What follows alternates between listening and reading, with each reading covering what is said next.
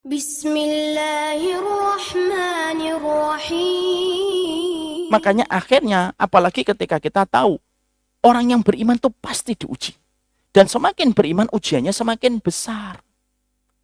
Pertanyaan kita, kenapa Rasulullah itu mengatakan begini, Ustadz? Ini saya pernah ditanya, ada seorang jamaah bapak-bapak. Inna asyaddan nasi bala'an al-anbiya'u summal anbiya' fal amsalu fal amsal. Idza kana dinuhu syiddah ubtuliya syiddah, idza kana dinuhu riqqah ubtuliya ala hasbi dinih.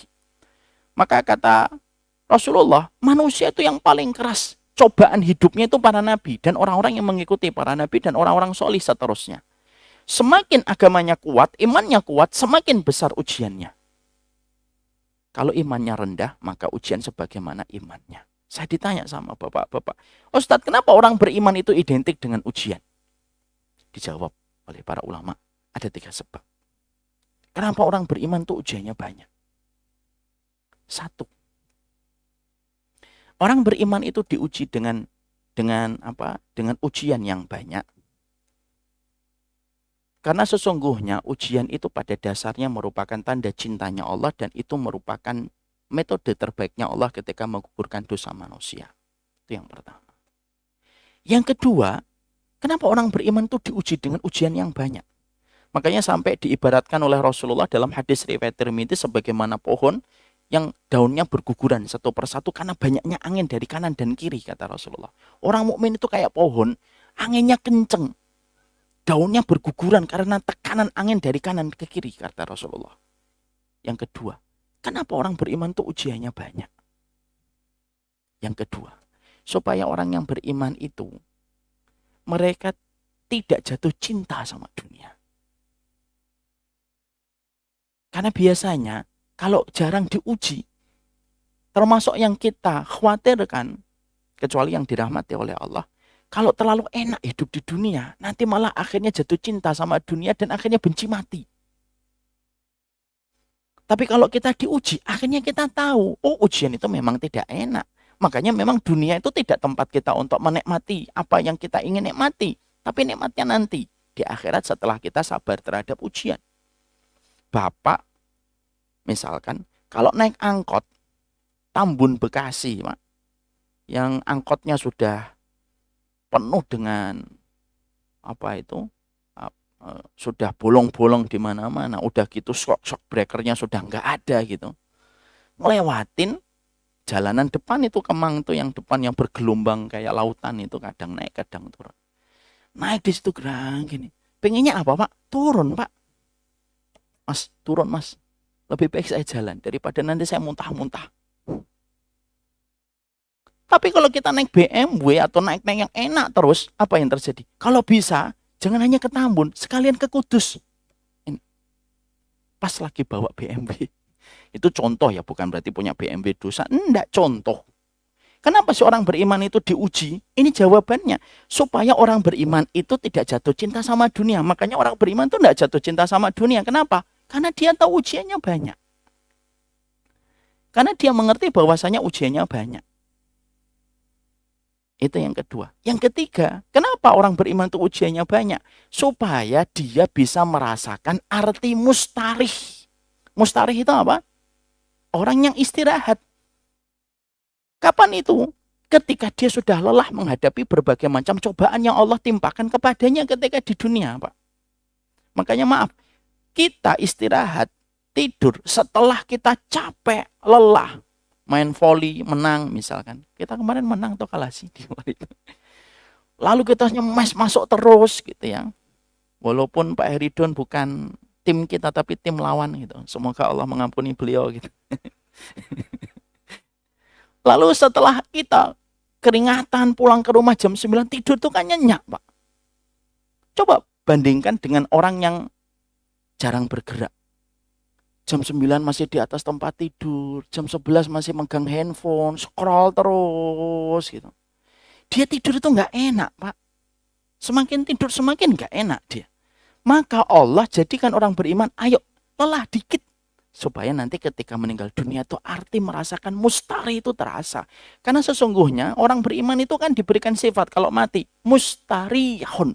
Mustari itu merupakan bentuk subjek dari istaroha yastarihu. Orang yang istirahat. Orang yang istirahat itu namanya mustarih, Pak.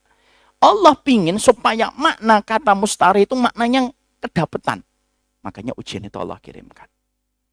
Bukan berarti, maaf ya, nanti kalau kita berdoa, ya Allah, saya jarang dapat ujian, uji saya ya Allah. Jangan. Tapi kita harus paham, ketika kita berdoa Rabbana wala tuhammilna ma la taqata lana bih, arti yang pertama, kenapa kita berdoa Rabbana wala tuhammilna ma la taqata lana bih? Ya Allah, kasih kami, kalaupun Engkau menetapkan kami ujian, dan itu pasti Engkau menempatkan kepada kami beban ujian itu, setidaknya pundak kami itu kuat untuk menyelesaikan ujian itu. Penting atau tidak penting, Pak? Penting, Pak. Masalah sama anak, tapi pundak kita punya selaras dengan kita ketika kita mendapatkan ujian pada anak, ujian pada harta, ujian pada kehormatan. Itu makna yang pertama. Rabbana wala tuhammilna ma la taqata lana bih. Arti yang kedua apa? Nah, itu yang nanti kita akan bahas pada pertemuan kita selanjutnya. Wassallallahu ala nabiyina Muhammad walhamdulillahirabbil alamin. Ini yang dapat kita sampaikan pada kesempatan hari ini. Kita baru membahas, yaitu adalah 286. Kita baru membahas Rabbana wala tuhammilna ma la taqata lana bih. Akhirnya kita mengetahui bedanya fitnah dengan bedanya bala. Apa tadi fitnah dan bala bedanya?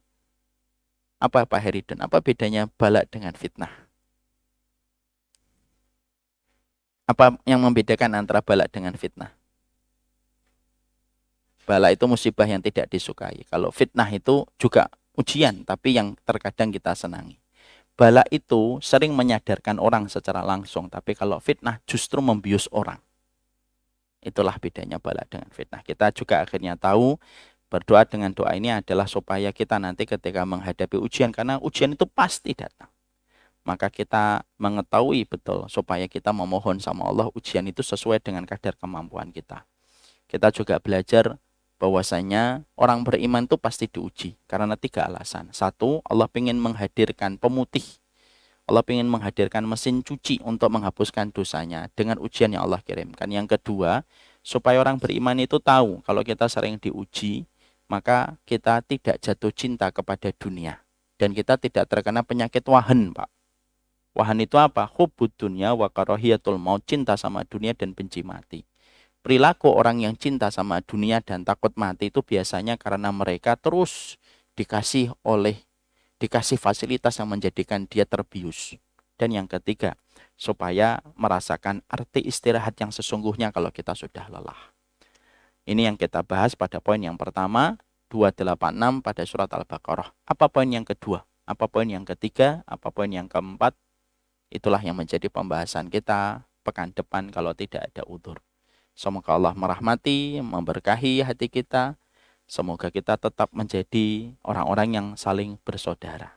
Kalaupun kita menemukan 100 alasan untuk berpisah, setidaknya kita harus punya 101 alasan untuk tetap kita bersaudara. Beda itu boleh. Yang tidak boleh itu kalau kita sudah nodai kehormatan orang, hanya gara-gara kita mendapatkan ada perbedaan.